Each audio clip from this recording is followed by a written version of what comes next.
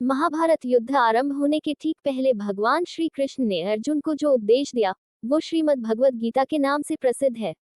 यह उपदेश गीत के रूप में दिया गया था, इसलिए इसे गीता कहा जाता है, तथा गीत के रूप में यह उपदेश भगवान श्री कृष्ण के द्वारा दिया गया था, इसलिए इसे भगवत गीता कहा जाता है। भगवत अर्थात भगवान और गीता अर्थात गीत। यह महाभारत के भीष्म पद का अंग है। गीता में 18 अध्याय और 700 श्लोक हैं। हिंदू पौराणिक कथाओं के अनुसार श्रीमद् भगवत गीता भगवान श्री गणेश द्वारा लिखी गई थी, जैसा कि उन्हें ऋषि वेद व्यास ने बताया था। भगवत गीता धर्म, आस्तिक, भक्ति और मोक्ष के यौगिक आदर्श के बारे में विभिन्न हिंदू विचारों का संश्लेषण प्रस्तुत करती है। गीता में आत्मा, परमात्मा, भक्ति, कर्म, जीवन आदि का वृहद रूप से वर्णन किया गया है। गीता से हमें यह ज्ञान मिलता है कि व्यक्ति को केवल अपने कर्म पर ध्यान देना चाहिए, साथ ही कर्म करते समय इस बात का ध्यान रखना चाहिए कि हम जो भी कर्म कर रहे हैं उसका फल हमें निश्चित ही प्राप्त होगा। गीता पढ़ने वाले व्यक्ति को सच और झूठ, ईश्वर और जीव का ज्ञान हो जाता है, उसे अच्छे और बुरे की समझ आ जाती है। गीता पढ़ने से व्यक्ति का आत्मबल बढ़ता है और व्यक्ति साहसी और निडर बनकर अपने कर्तव्य पथ पर आगे बढ़ता है। रोजाना गीता पढ़ने से शरीर और दिमाग में सकारात्मक ऊर्जा विकसित होती है। जय श्री कृष्ण, जय श्री भागवत गीता जी। हेलो एवरीवन, कैसे हैं आप सब? आप सभी का मेरे YouTube चैनल आध्यात्म निधि में बहुत बहुत स्वागत है। मैं हूं निधि खरे और आज मैं लेकर आई हूं आपके लिए श्रीमद् भगवत गीता के अध्याय 5 कर्म संन्यास योग के समस्त श्लोकों के हिंदी अनुवाद का वर्णन। आज के इस वीडियो में आप जानेंगे कि इसमें श्री कृष्ण किस प्रकार सांख्ययोग और कर्मयोग का निर्णय, सांख्ययोगी और कर्मयोगी के लक्षण और उनकी महिमा, ज्ञानयोग का विषय और भक्ति सहित ध्यानयोग का वर्णन करते हैं। उपरोक्त सभी योगों के वर्णन में अध्यात्म, ईश्वर, मोक्ष, आत्मा, धर्म, नियम आदि का वर्णन है, किसी भी प्रकार के युद्ध या युद्ध करने का नहीं। तो इस वीडियो को आप बिना स्किप किए एंड तक पूरा जरूर देखिएगा और मेरे चैनल को लाइक, शेयर, सब्सक्राइब और बेल नोटिफिकेशन में ऑल सिलेक्ट करना बिल्कुल भी मत भूलिएगा, जिससे कि आप मेरे सभी लेटेस्ट वीडियो सबसे पहले देख सकें। आप मुझे इंस्टाग्राम और फेसबुक पेज पर भी फॉलो कर सकते हैं। तो आइए मेरे साथ ज्ञान प्राप्त करते हैं श्रीमद् भगवत गीता के अध्याय 5 का। अर्जुन बोले, हे कृष्ण, आप कर्मों के संन्यास की और फिर कर्मयोग की प्रशंसा करते हैं, इसलिए इन दोनों में से जो एक मेरे लिए भली भांति निश्चित कल्याणकारक साधन हो उसको कहिए। श्री भगवान बोले, कर्म संन्यास और कर्मयोग ये दोनों ही परम कल्याण के करने वाले हैं, परंतु उन दोनों में भी कर्म संन्यास से कर्मयोग साधन में सुगम होने से श्रेष्ठ है। हे अर्जुन, जो पुरुष न किसी से द्वेष करता है और न किसी की आकांक्षा करता है, वह कर्मयोगी सदा सन्यासी ही समझने योग्य है, क्योंकि राग द्वेषादि द्वंद्वों से रहित पुरुष सुखपूर्वक संसार बंधन से मुक्त हो जाता है। उपर्युक्त संन्यास और कर्मयोग को मूर्ख लोग पृथक पृथक फल देने वाले कहते हैं, न कि पंडित जन, क्योंकि दोनों में से एक में भी सम्यक प्रकार से स्थित पुरुष दोनों के फलरूप परमात्मा को प्राप्त होता है। ज्ञान योगियों द्वारा जो परमधाम प्राप्त किया जाता है, कर्मयोगियों द्वारा भी वही प्राप्त किया जाता है। इसलिए जो पुरुष ज्ञानयोग और कर्मयोग को फलरूप में एक देखता है, वही यथार्थ देखता है। परंतु हे अर्जुन, कर्मयोग के बिना संन्यास अर्थात मन, इंद्रिय और शरीर द्वारा होने वाले संपूर्ण कर्मों में कर्तापन का त्याग प्राप्त होना कठिन है और भगवत स्वरूप को मनन करने वाला कर्मयोगी परब्रह्म परमात्मा को शीघ्र ही प्राप्त हो जाता है। जिसका मन अपने वश में है, जो जितेंद्रिय एवं विशुद्ध अंतःकरण वाला है और संपूर्ण प्राणियों का आत्मरूप परमात्मा ही जिसका आत्मा है, ऐसा कर्मयोगी कर्म करता हुआ भी लिप्त नहीं होता। तत्व को जानने वाला सांख्ययोगी तो देखता हुआ, सुनता हुआ, स्पर्श करता हुआ, सूंघता हुआ, भोजन करता हुआ, गमन करता हुआ, सोता हुआ, श्वास लेता हुआ, बोलता हुआ, त्यागता हुआ, ग्रहण करता हुआ तथा आंखों को खोलता और मूंदता हुआ भी सब इंद्रियां अपने अपने अर्थों में बरत रही हैं, इस प्रकार समझकर निसंदेह ऐसा माने कि मैं कुछ भी नहीं करता हूँ।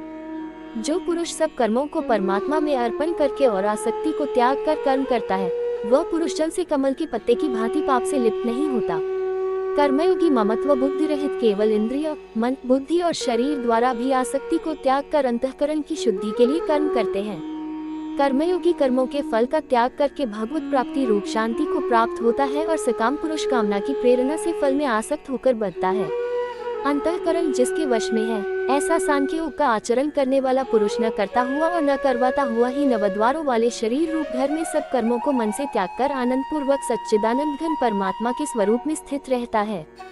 परमेश्वर मनुष्यों के न तो कर्तापन की, न कर्मों की और न कर्मफल के संयोग की रचना करते हैं, किंतु स्वभाव ही बरत रहा है। सर्वव्यापी परमेश्वर भी न किसी के पाप कर्म को और न किसी के शुभ कर्म को ही ग्रहण करता है, किंतु अज्ञान द्वारा ज्ञान ढंका हुआ है, उसी से सब अज्ञानी मनुष्य मोहित हो रहे हैं। परंतु जिनका वह ज्ञान परमात्मा के तत्व ज्ञान द्वारा नष्ट कर दिया गया है, उनका वह ज्ञान सूर्य के सदृश उस सच्चिदानंद घन परमात्मा को प्रकाशित कर देता है।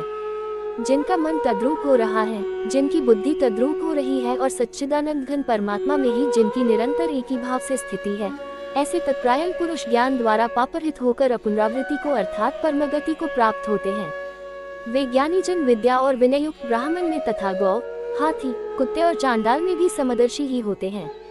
जिनका मन संभाव में स्थित है, उनके द्वारा इस जीवित अवस्था में ही संपूर्ण संसार जीत लिया गया है, क्योंकि सच्चिदानंद घन परमात्मा निर्दोष और सम है, इससे वे सच्चिदानंद घन परमात्मा में ही स्थित हैं। जो पुरुष प्रिय को प्राप्त होकर हर्षित नहीं हो और अप्रिय को प्राप्त होकर उद्विग्न न हो, वह स्थिर बुद्धि, संशयरहित, ब्रह्मवेता पुरुष सच्चिदानंद घन परब्रह्म परमात्मा में एक ही भाव से नित्य स्थित है। बाहर के विषयों में आसक्ति रहित अंतःकरण वाला साधक आत्मा में स्थित जो ध्यान जनित सात्विक आनंद है, उसको प्राप्त होता है। तदनंतर वह सच्चिदानंद घन परब्रह्म परमात्मा के ध्यान रूप योग में अभिन्न भाव से स्थित पुरुष अक्षय आनंद का अनुभव करता है। जो ये इंद्रिय तथा विषयों के संयोग से उत्पन्न होने वाले सब भोग हैं, यद्यपि विषय पुरुषों को सुखरूप भासते हैं, तो भी दुख के ही हेतु हैं और आदि अंत वाले अर्थात अनित्य हैं। इसलिए हे अर्जुन, बुद्धिमान विवेकी पुरुष उनमें नहीं रमता। जो साधक इस मनुष्य शरीर में शरीर का नाश होने से पहले ही काम क्रोध से उत्पन्न होने वाले वेग को सहन करने में समर्थ हो जाता है, वही पुरुष योगी है और वही सुखी है। जो पुरुष अंतरात्मा में ही सुख वाला है, आत्मा में ही रमन करने वाला है तथा जो आत्मा में ही ज्ञान वाला है, वह सच्चिदानंद घन परब्रह्म परमात्मा के साथ एक ही भाव को प्राप्त सांख्य योगी शांत ब्रह्म को प्राप्त होता है।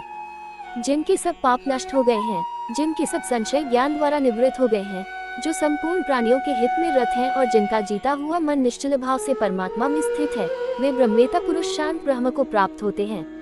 काम क्रोध से रहित जीते हुए चित्त वाले परब्रह्म परमात्मा का साक्षात्कार किए हुए ज्ञानी पुरुषों के लिए सब ओर से शांत परब्रह्म परमात्मा ही परिपूर्ण है।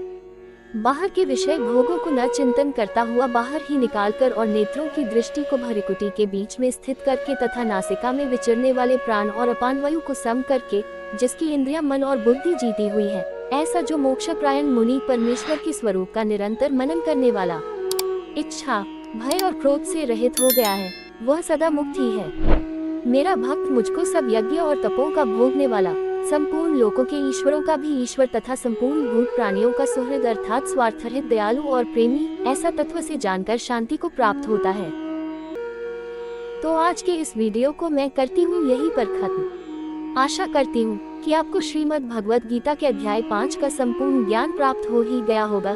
यदि आपको ये वीडियो अच्छा लगा हो तो इसे लाइक, कमेंट व शेयर अवश्य करें, और यदि आप मेरे चैनल पर नए हैं तो चैनल को सब्सक्राइब करके बेल नोटिफिकेशन में ऑल सिलेक्ट अवश्य करें, जिससे कि आप मेरे सभी लेटेस्ट वीडियो सबसे पहले देख सकें। तो जल्द ही मिलते हैं एक नए वीडियो में, तब तक के लिए गुड बाय, टेक केयर। जय श्री कृष्ण, जय श्री भागवत गीता जी।